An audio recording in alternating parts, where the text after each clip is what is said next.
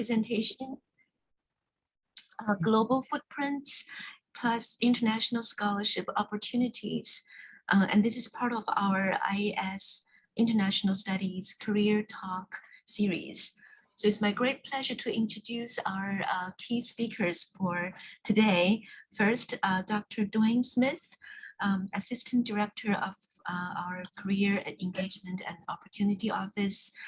Before joining New College to support students applying for scholarships and fellowship, Dr. Smith had a very rich and varied career in higher education, both as a faculty member and administrator. Dr. Smith has taught 18th century English, British literature, and world literature, overseeing honors education at several institutions, developed undergraduate research and professional health studies advising programs, and provided scholarships and fellowship advising at several institutions. Dr. Smith also taught English in China and supported the development of international partnerships and English language teaching in India. And our second speaker, Hailey GreaneyMcGleam, she's our own alum who graduated last year, and she's currently a Hopkins Nanjing Center Master's Student of Energy, Resources, and Environment at Johns Hopkins School of Advanced International Studies. There, she is continuing her research into environmental issues, which she has started at New College through her thesis work in the title of The Historical Considerations, Social Benefits, and Environmental Impacts of Green Spaces in Shanghai. Hailey is a Boren Fellowship, Freeman Asia, and Gilman recipient. She's now studying in Taiwan thanks to her Boren Fellowship, and she's also very active working for the career services at Johns Hopkins. And right now she's the Taiwan alumni consultant there. Welcome back, Hailey. Okay. Thank you.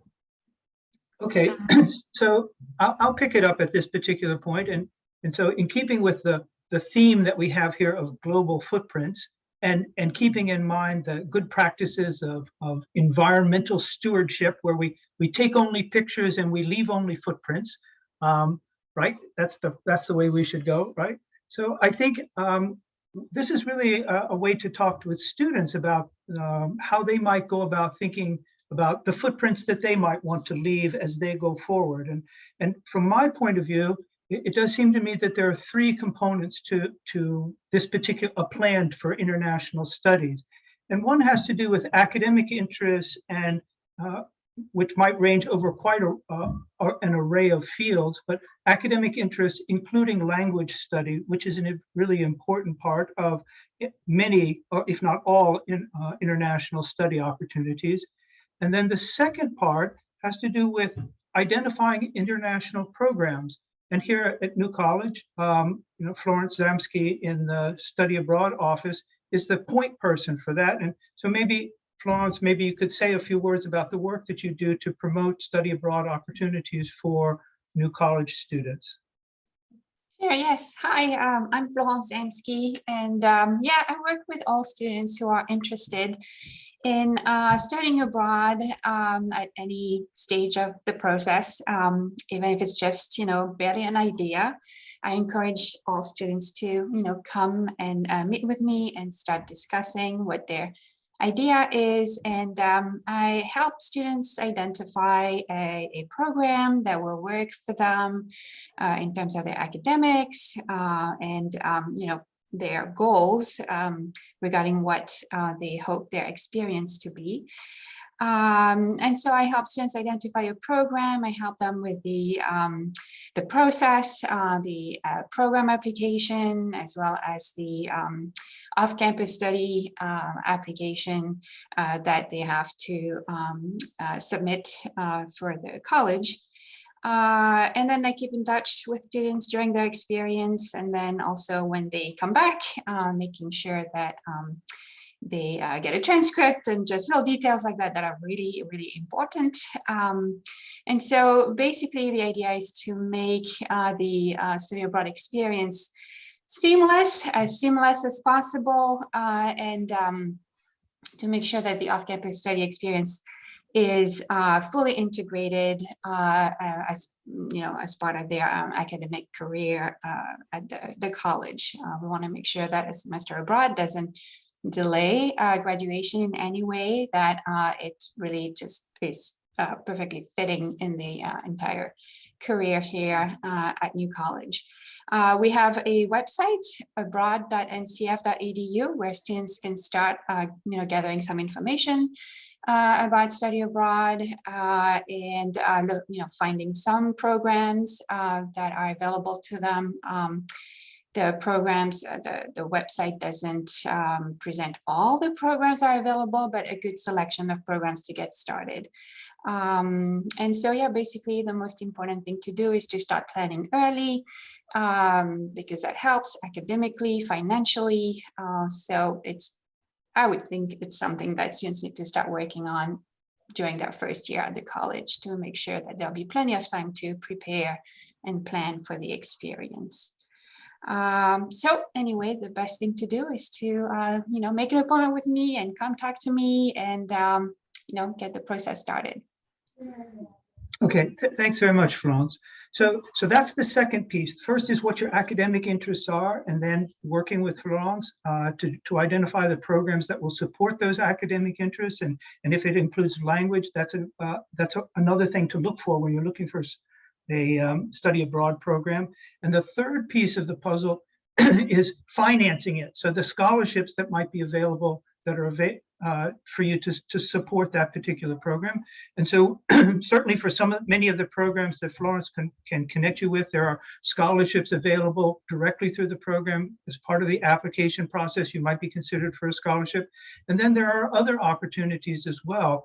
And that's sort of the piece that I play in this particular puzzle as we put things together. And I just want to very briefly highlight some of the opportunities that are available. And we're going to talk maybe in a little bit more depth about a couple of them.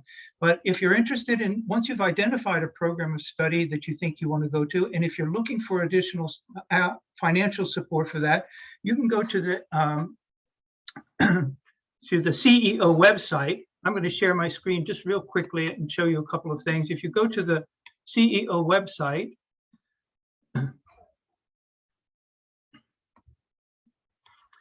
and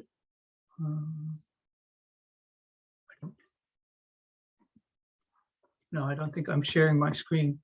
You can't see that screen, can you? Can you see that screen? No, we could see it, yeah. Okay. Okay. This particular tab here, and then go to.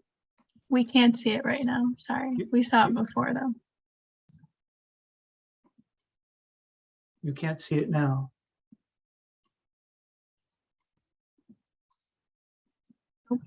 Now we can see it. Okay. I'll figure this out eventually. Okay. So from the CEO website, if you click here and go to scholarships by field,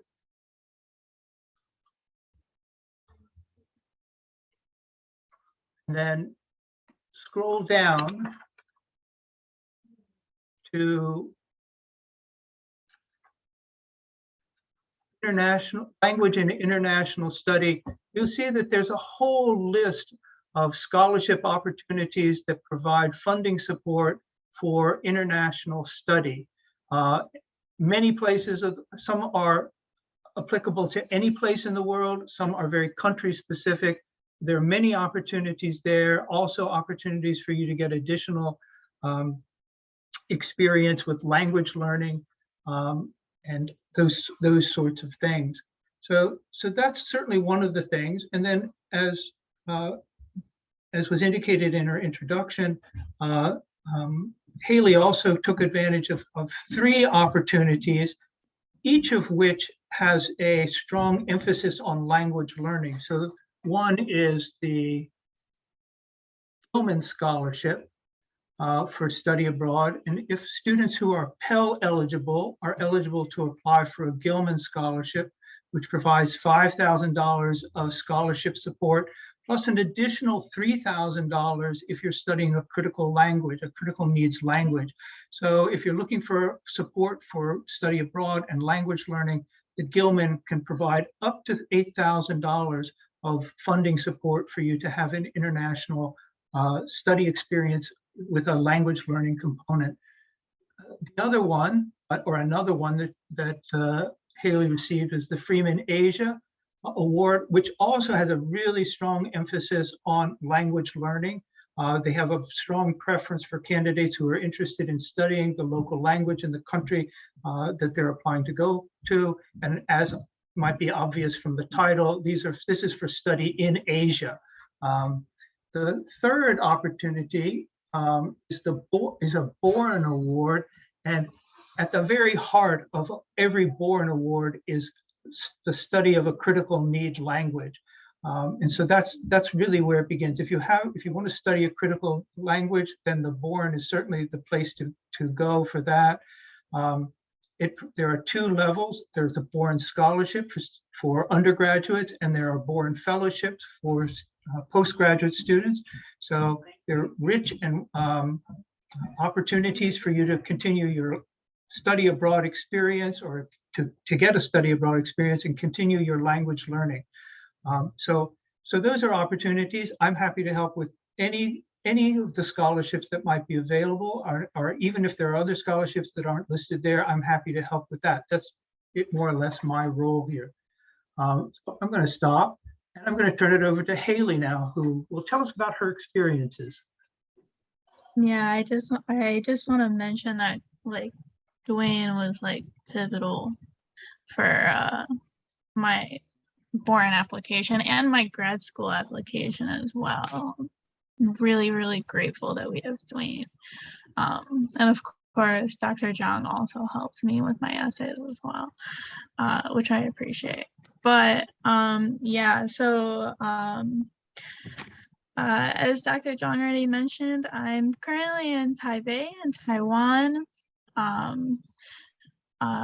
There are not many people here that are able to get here right now that haven't won these types of fellowships. If I didn't have the Boren, I wouldn't be here. It just, certain doors get open when you apply to these scholarships and fellowships. I know other Borens that are both undergrads and grad students. I also just want to highlight really quickly that you don't necessarily just to be a pure language student in order to apply for these. Multidisciplinary interests are really helpful. I did environmental studies, and I was a Chinese language and culture student as well, but I also studied economics, politics. These types of things are quite valued, and they can really help push your application beyond just I'm studying this language, because you can also apply it, and they see that you're interested in something that is relevant to your language. So for the Gilman and the Freeman Asia, I feel like one of the most important things that I learned from doing that application is to have feasible connections with how your study abroad will help you in the future.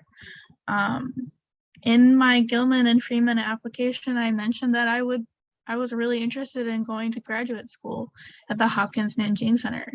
I also mentioned that I was interested in, perhaps foreign service, applying for the Boren in the future, and more, government-based opportunities. And when you do win something like this, and then they see you apply for another government-based fellowship or scholarship, and they see that you are maintaining your promises and the ideas that you thought and brought up in your previous essays, I think that this is a very powerful reflection that what you say is what you plan on doing, and I think it reflects really well for you. That said, things don't always turn out like how they are intended to go. especially, you know, with COVID. And so like what you write is not necessarily what has to happen, but what they want to see is that you're thinking about it. It's not just, oh, I want to go study abroad. It's what am I going to use my study abroad for? Like what is the bigger purpose of it, you know, in the big picture in your academic career? I think people forget about that part a lot in the essays, but I think it may be like one of the most important parts.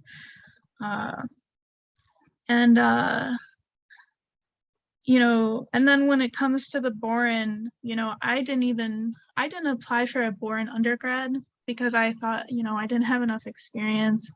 Like it wouldn't be a right fit for me. But then, you know, when I did my Boren Fellowship, I realized that, you know, I'm really interested in this topic. And if you talk like you are interested in and you take part in your like community events, you may not be able to be like, wow, I've won this award and this award. But if you do like take part in say like Chinese language table every week, or you're part of a cultural club, or you know, you do your ISPs or your thesis on a topic related to what you're trying to do with your award, this shows thought into what you're working with. It's not just some like whim. So, you know, even if you like have doubts about it, if it's something that you're passionate about it, then do it. Especially with the Boren, because the Boren has a lot more requirements. But you know, it has a lot more rewards as well.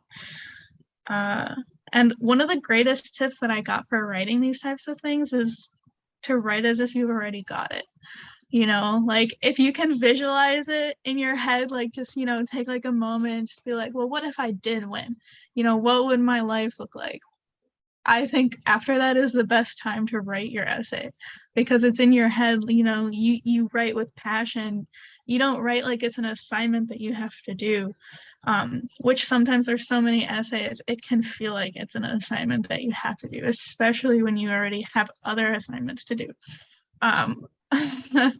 So that was like a really great piece of advice, and you know, with my Boren, I felt like that was absolutely vital, because you know, I was writing my thesis at the same time as writing my Boren and my grad school application. So you just got to think it like you want it and then write it. And so like also like a big component of these is, you know, especially with like the Gilman and the Freeman Asia. I heard about this from, I feel like at New College, like often, you know, our professors will mention it, but like what really brings it to life is talking to alumni of these programs and really like having a discussion with them about their experiences and the applications. And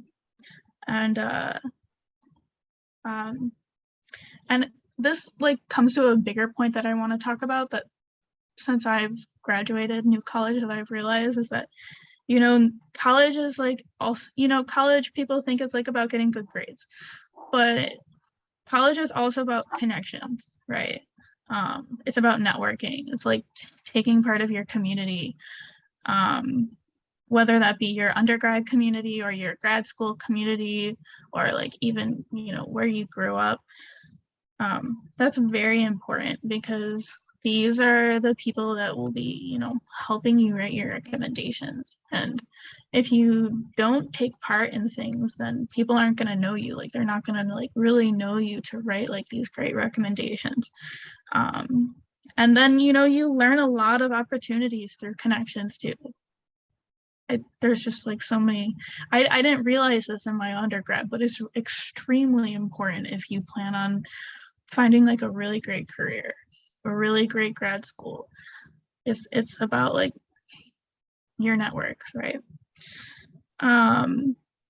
But yeah, during my, obviously, you know, and like when we come to like experiences, right? My experience during my Gilman and Freeman was not ideal. It was the best time of my life, those first 6 months, and then in January 2020, I got evacuated out of China, out of my year-long study abroad because of COVID. But so when I talk about my Boren, I'm talking about, Boren during COVID, because it can be really hard to write these types of applications when everywhere is like, don't travel, don't travel. You can still travel. You just have to go through the right ways. And like I mentioned before, like there's not many people in Taiwan that aren't on like government funding. So it really opens a lot of doors for you. But yeah, like my time in China, like I think about, it's a very fun time in my life. It really pushed my life in a totally different direction, because before, I was just kind of casual about Chinese. And then when I was in China, I realized that there's so many things, so many people that are so interested in things that are relevant to your future, relevant to everybody's future. There's a lot of opportunity there, especially if you do study China specifically. Wow, the opportunities are just, people want to fund you. They want you to like represent the US and go abroad. They want you to learn Chinese. But there's other languages as well that are just as vital. And so yeah, when I was in China, I realized like this is probably what I want to do. Like I want to keep learning Chinese, and I want to keep studying the environment. And then my Boren is what's really changed my life. Like I have met so many alumni here that are doing like renewable industry. That's honestly like what I want to do for the future. So it's been crazy. I would have never gotten here if I never got the Freeman and Gilman when I was at New College. I would have never reached out to do the Boren. Without the Boren, I wouldn't be, I'm talking with people that are right now that are like literally living my ideal career. So without all of it, I would have been very lost, I think, on what to do after my undergrad. Study abroad literally changes your life. It really does. It's said a lot, but that's because it's true. And there's a lot of opportunity for people who do have experiences studying abroad as well. So yeah, I can't up it any more than that. But yeah, also you never know what will happen, who you'll meet on your study abroad. I'm also here with a NCF professor too, and it's really, you never know what'll happen. You meet even if you're in grad school, you still get to experience connections that you made during your undergrad. So yeah, it's been great. Well, that's Hailey's tale of two cities. Oh yeah, the best. It was the best of times. It was the worst of times. But I want to just say this: that you are modest. One of the things I want to highlight is the way in which. So, from my experience of working with Hailey, is that there's clearly a thread that brings together two that's for some people might be very distinct aspects of an academic engagement. And she's mentioned both of them, but she really didn't highlight the way in which they intersect. And so maybe I could get her, I'm going to do a little intro here, and maybe then she can talk about it a little bit more, because I think one of the experiences that she highlighted to me early on when we started working together was a research experience that you did with international college students at another institution. And the focus of that research had both of those components: language, environmental studies, in a clearly international dimension. So to think about it, as you were suggesting, part of it is thinking about the ways in which you build on experiences and see the interconnections between the various experiences that you might have, so that ultimately, when you show up on my doorstep and say, I want to write this this application. For me, I want to say it's easier because what I end up having, my role then becomes helping you connect those dots, which you've already sort of laid out there, but haven't perhaps thought clearly about how they connect. But so maybe you could talk a little bit about that experience, and what you hope to study while you're in this program, and what kind of work you'd like to do longer term. Yeah, definitely. So that ISP that I did, I mentioned briefly that, you know, like the ISPs are can also be like really useful when you're writing your Gilman and your Freeman Asia, but that ISP I did like really kind of set me, because I was like, well, you know, environment back then, oh my God, my mind is so much, I know so much more stuff compared to back then. I kind of feel silly saying it, but like I was like, well, the environment kind of matters, you know, in China, right? Like, and for me, like when I like read you know, New College is really great at giving you different perspectives. But still, I felt like a lot of the times with like Western research when it comes to China was like, you know, they're either like too pressed to like care about the environment, or like people just are too, you know, poor to care about it, even if they want to do something about it, or they don't care. And so like I had this ISP at University of Urbana-Champaign, which, you know, New College will also fund you to do, because I did the competitive research grant at New College that we have every year, I think every semester, Right. maybe. Yeah. And that without that, I wouldn't have been able to go talk to people, to these international Chinese students at Urbana-Champaign. And for me, you know, because I do networking now, I kind of think that maybe that's what started the whole, well, what you read is one thing, but when you like really talk to people, that really gets to the true root of things. So I learned how to talk to people with that ISP, and like not in like an invasive way, but you know, just as people. And I feel like that really helped me understand like what I wanted to do. I mean, I've always been passionate about environment, and I've always been, you know, passionate about China since New College. But when I go to the Hopkins Nanjing Center, which should be in Nanjing, China right now, but you know, because of everything going on, we are online, but I'm in Taipei, and other students will soon be coming to Taipei and Taiwan as well to do it.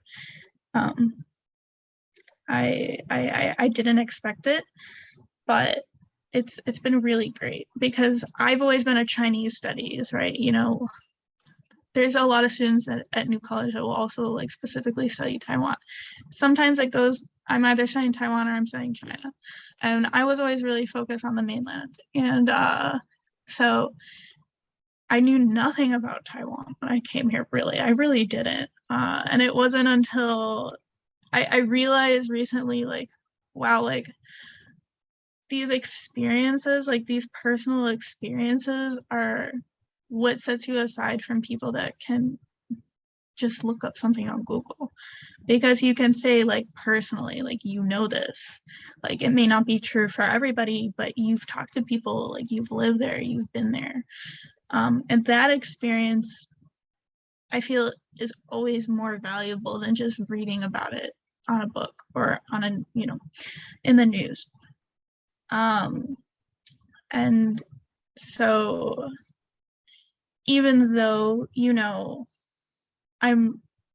we all have our strengths, but I can say that like when you do these type of things, like really think about what you've been through and like what like makes you special, because we all have something special, right? I talk about climate change. Why? Because I've moved around a lot and I've seen changes wherever I go. Like, I've been in the wildfires in California. I've been in Snowmageddon in Chicago. I was in Florida when we got hit by Irma. I was in China with the pandemic. It's so you really have to like take these experiences with you, and you gotta like translate it into something that lets people know that you're thinking about what you've been through and you're using it to your advantage, because it really is your advantage, your personal experience. And, you know, honestly, that can be with anything. It can be with like your identity. It can be with like, you know, what you personally study. Even if people like tell you like, I don't know about that, if it like sparks a flame like in your heart and it's something that might seem unique, you should really talk about it. It's really good to go forward with that type of stuff. Because I was originally supposed to study marine biology, right? That's what I went to New College for. I was just taking a Chinese class on a whim, and it didn't go as planned. I was terrible at chemistry, but I was much better at Chinese than I was chemistry. So, you know, you got to take that as life being like, oh, maybe you should go this way, right? But yeah, right now I'm studying environment, resources and energy in Taiwan. I was never really interested in energy, to be really honest. Like, I thought it was cool, but I didn't think it was for me because, like I mentioned, I hate chemistry. And for me, like when you talk about energy, you're like, it's a lot of chemistry. It's a lot of math. It definitely is. But like coming to Taiwan, renewables are really important in Taiwan, right? So, and I do alumni networking with my graduate school. And I've realized that renewable industry is not just, you know, math. There's important stuff that goes on between that. There's a lot of important stuff actually. But if I had never gone to Taiwan, I would have never known because I would have been too scared to like pursue it. Like I had this assumption about it. Just like I had an assumption that, you know, like Taiwan was also similar to China. It's not. But you know, so you really don't know until you go there, and you really do have to make the best out of it. But in the future, I'm networking with people that work at the embassy here in Taiwan, and you know, for the Boren, there is a 1-year government requirement. But the beauty of that, as I mentioned before, when you're interdisciplinary, is that there's a lot of departments in the US government. So even if you don't want to work with, like, say, like national security, which is like what people think, you know, government service as, you can work with the EPA. If you're like environmental studies, you know, like there's you could work in finance if you're an econ student. There's a lot of different pathways to do, so like don't be scared by that 1-year requirement. If anything, it ensures that you have a year of work after you graduate or you're done with your program. That's the way I think about it. But yeah, I will probably be working as a foreign service officer, so probably working at embassies with environmental policy and how it relates to economy and politics. But yeah, you know, there's always a government or non-government even scholarship, fellowship that's willing to support you. And, you know, if you're taking the time to do a thesis in your undergrad, you really should, you know, think about graduate school because that's incredibly appealing. But yeah, I hope that answers your question a little bit, Dwayne. Yeah. Can I ask you to talk about one other thing? Sure, absolutely. So this is sort of grows out of what you were just talking about, or at least some of the points that you were making. So one of the features of the State Department supported scholarships, and so that's the Gilman, the Freeman Asia, and the Boren are all State Department. The sort of recurring theme that State Department funding has is citizen diplomacy. That is, what they're looking for is people, you know, I want to say ordinary, but maybe not. I don't mean that in a negative way. Ordinary U.S. citizens going and talking to ordinary people in the other countries. So there's the diplomats who are always. We can see even currently in today the how effective diplomacy can sometimes be and not be. But you know, when you have two people or people from two different countries meeting and talking with each other, then that's really what the State Department would like to foster. And I wonder if you could just talk a little bit about your experience with that sort of sense of citizen diplomacy. You mentioned it, that when you talked about the experience at Urbana-Champaign, that you were talking to them just as though they were just people. I mean, they're just talking to them because they're people. But what about internationally, when you've been abroad? What has that been like for you? Just talking to people. It's like actually like one of my favorite things to talk about, because when you say that you go to China in America, you know, we have this perception of what China is. And you're like, this is the best time of my life. People are like very surprised by that. Because they hear, you know, like news about like governments, and they think that's a reflection upon the people. But that's really not necessarily the case. Like sometimes people just really love to hear about what your life is. For instance, today I went and had dinner with someone that I met from my old place that I used to live here in Taipei, and she's from Turkey. And, you know, we were talking about the cultural similarities and cultural differences of, you know, the US and Turkey, and like how it compares to Taiwan. People are just so excited to talk about their life, and they're so excited to learn about your life when you go abroad, especially when it's, you know, clear that you're not necessarily like from there. It's a little bit more, you know, difficult in, you know, countries like the US. But right now during COVID times, you know, if there's clearly people that seem to be international students, it's sometimes pretty obvious. And people are always really excited to talk to you about your life.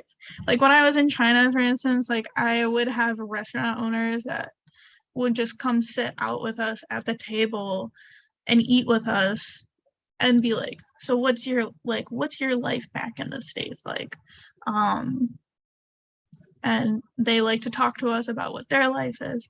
It's just like this very like human, like there's no like real gain between it, but you really do learn like what people are concerned about, what people are interested in, you know, what makes them happy, what's frustrating them. And when you do come back to America, it really does change your perspective on your own experience, right? And I think that's what the State Department really does focus on. They want to know, you know, because things can get hyped up in the media. They want to know like what's actually, you know, what people are actually thinking, like what people are concerned about. They want you to interact with a new culture and know that, you know, the US isn't the only country in the world, and things are done differently in different places. You know, to make friends, because those friends are going to be the people that, you know, you reach out to in your career in the future too. There's always someone that is willing to talk to you and help you with what you're doing, or want to get involved. And yeah, I do really appreciate that aspect of the State Department opportunities. Cultural integration and cultural understanding, right? Because if you don't culturally understand each other, you're just going to have wars. You know, you're going to have misunderstandings between everybody. They're going to have assumptions. And when you do understand that people are people, it does change your perspective of how you approach conflict. It does help you with resolving issues, or even just sometimes acknowledging that like this is a cultural habit and it's not always a reflection of you, it's a reflection of them. And that can also help diffuse situations too. But yeah, I think it's extremely relevant to what's going on right now in the world. But you know. Okay. Yeah, thanks. So this would be the point, I think, where we would try to open it up to questions, and maybe we can do that. We have a few people here who maybe have questions, and you know, so feel free to unmute yourself and you can turn your camera on if you want. And so should I stop the recording? Would that be a good thing? Yeah. Yeah, I think this is a good time. Okay.